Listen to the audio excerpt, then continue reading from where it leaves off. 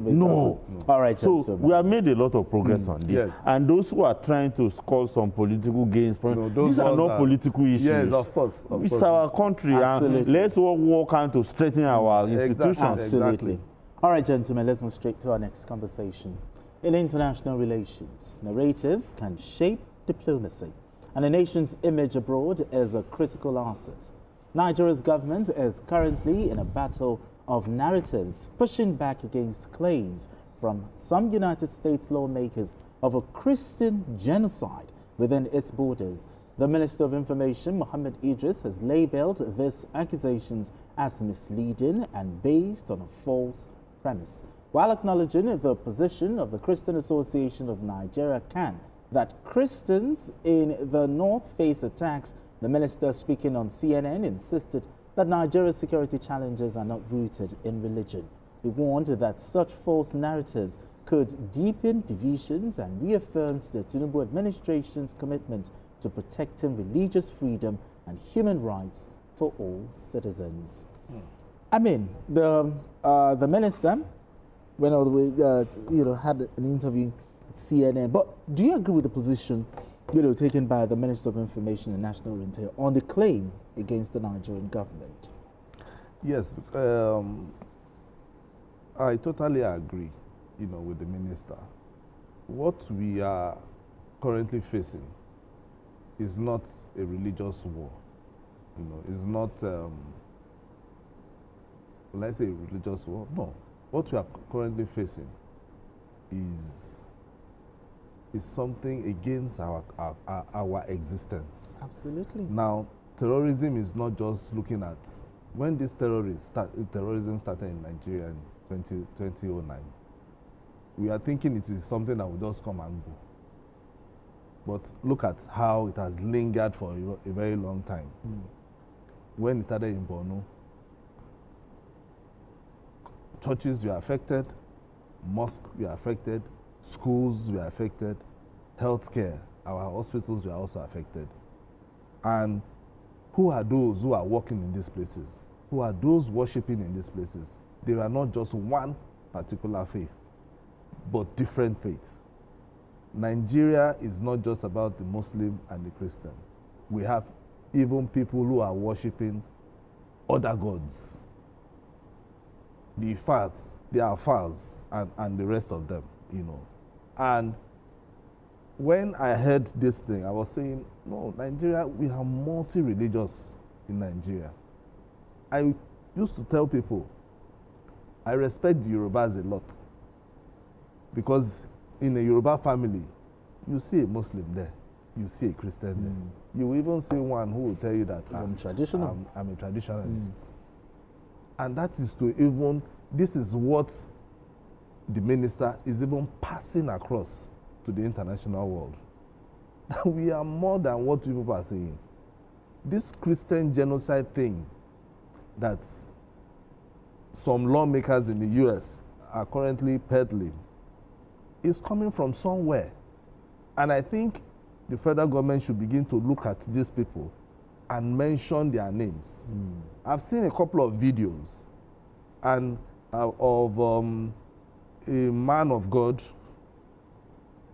in the North Central.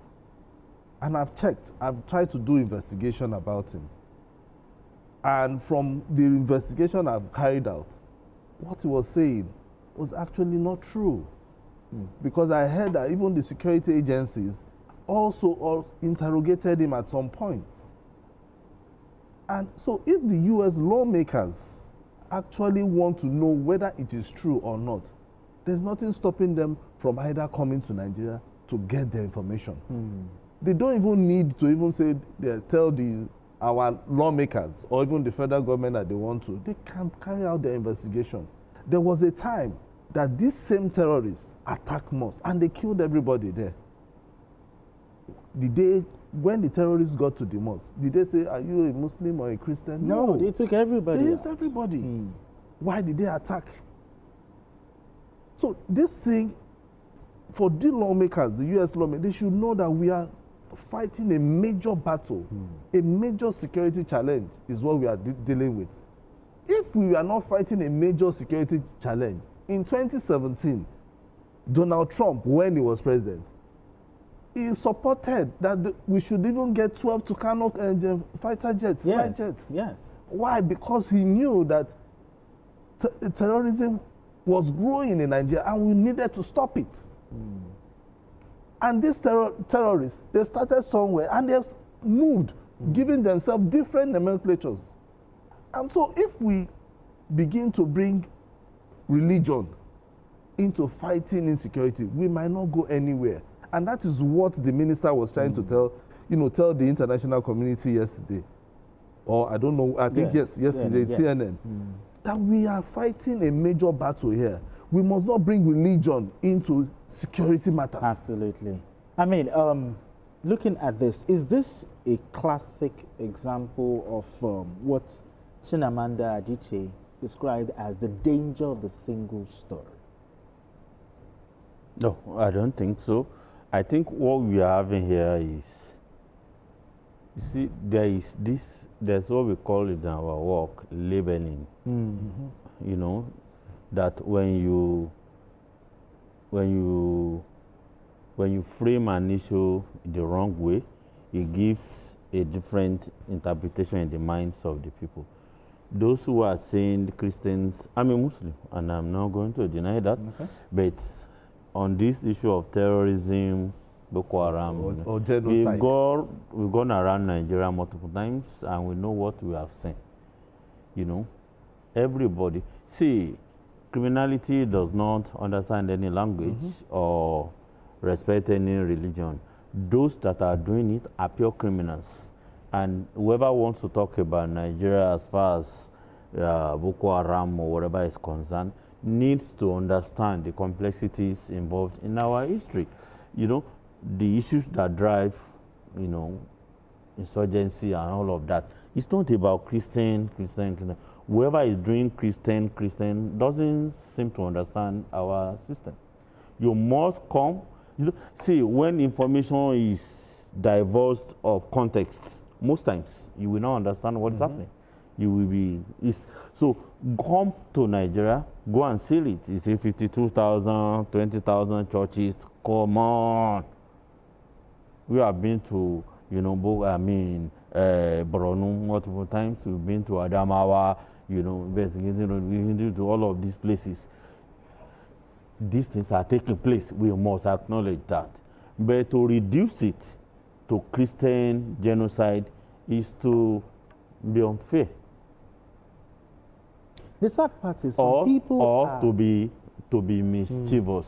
You see, when people have a narrative or they have an agenda to push, they love to do this, and they're coming up with numbers. Come on, how did you generate those numbers? If you generated 52,000, I will tell you generated millions that are not even Muslim. I mean Christians. See, those who want to divide us further, we must not fall to their antics. This is happening in our country. Anybody that says we are not suffering this Boko Haram, they are not saying the truth. The truth is we are having it. But it's not about Christian, Muslim thing. It is for everybody in Nigeria. And see, do you know Father Kuka? For Father Kuka to come out that it's not about Christian, that it's not... Yeah, exactly. Oh, is that the kind of person that anybody will come and he will say the truth even if you are not going to be happy? Yes, now, he doesn't... Yes, okay, but to solve this matter, what new policies will you suggest that the government do to reassure all faiths that they can be safe, that their communities will be safe? See, the Nigerian government, if you tell me the Nigerian government should continue to intensify war against insurgency, you get what I'm saying? Whether those insurgents are after Christians or Muslims or non-Christians and non-Muslims, whatever, Nigerians are Nigerians, regardless of the religion they profess. So anybody that is telling you that there is Christian genocide in Nigeria is either is either the person is mischievous or extremely ignorant.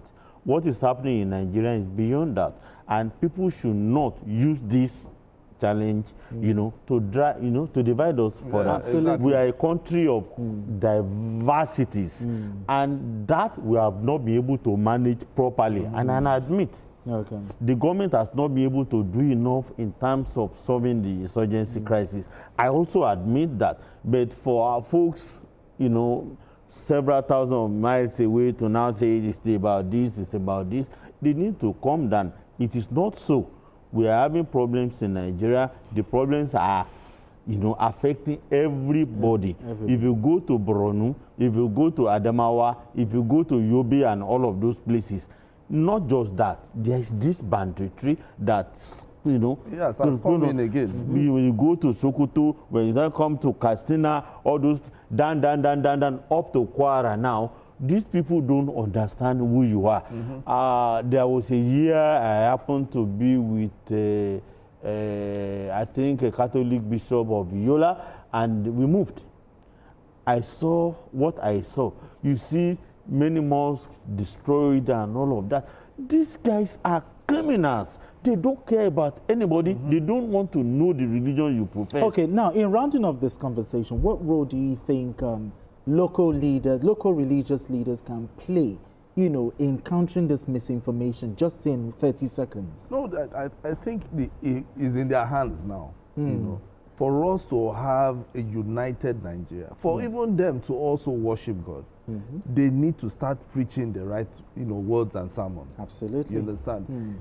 Causing and sowing division at this period is not what Nigeria needs. Absolutely. Then anyone that is, you know, brandishing figures and statistics all over the place, we should be, we should query their motives. All right, gentlemen. Our problems go beyond all right, that. Gentlemen, If you can help us to fight intolerance, it's not about statistics. All right, gentlemen, we're still going to come back to this topic, okay? We need to go on this quick break, and when we return, the conversation continues. Don't go away. All right, if you just joined us, it's still Journalist Hangout. I still have Adekunle Yusuf right here with us, and Asukwo James. So, the same thing I asked him, what should the what role should local religious leaders play in countering this misinformation? I think they've been doing a lot. You've seen Khan, you've seen people like Father Kuka, who can be more, you know, credible voice in this than some of this. Acknowledge this is happening in Nigeria, but don't reduce it to Christian, you know, issue. It's about Nigeria happening to all of us, Muslims, Christians, non-Christians, non-Muslims. The government has more rules than the local ones because the voice of government is louder. They can control so many of them. See, don't educate the populace. Anyone that is brandishing, you know, statistics about genocide, you be wary of them because there is always an ulterior motive. Whoever is doing it, query it. We have a problem. We are doing a lot to solve it. We will do more. And if anybody wants to assist us to solve this problem, they are welcome, not to put petrol into a fire. You get it? That is the approach I want from the federal government. If you cannot help us, don't worsen. Don't worsen it. The government of Nigeria should be assertive in that direction. That we have a challenge. This is what we have done. We know we can do more. If you know you can be part of that effort to do more, you are welcome. But not reduce the crisis. See, when this genocide happens against Muslims, it's still a crime. Absolutely. When it happens against non-Muslims, it's still a crime. When it happens to Christians, it's a crime. Because when it happens to non-Christians, Nigerians are Nigerians, whatever the religion they profess. But we must not distort the narrative. And that is what the foreigners are trying to do. We mustn't give this. We must not yield to them. It must not happen. Another thing the government really needs to do is also address the causes. Talk about poverty, talk about illiteracy, address the causes of all of this. That will continue for as long, because every country still battles poverty and all of that. In our own case, we have more poverty than many countries, and I admit that the government has more job to do. Are they doing enough? They are not doing enough. But for outsider to define our narrative, no, No. must not happen. Very beautiful one, gentlemen. All right, let's move straight to our final conversation.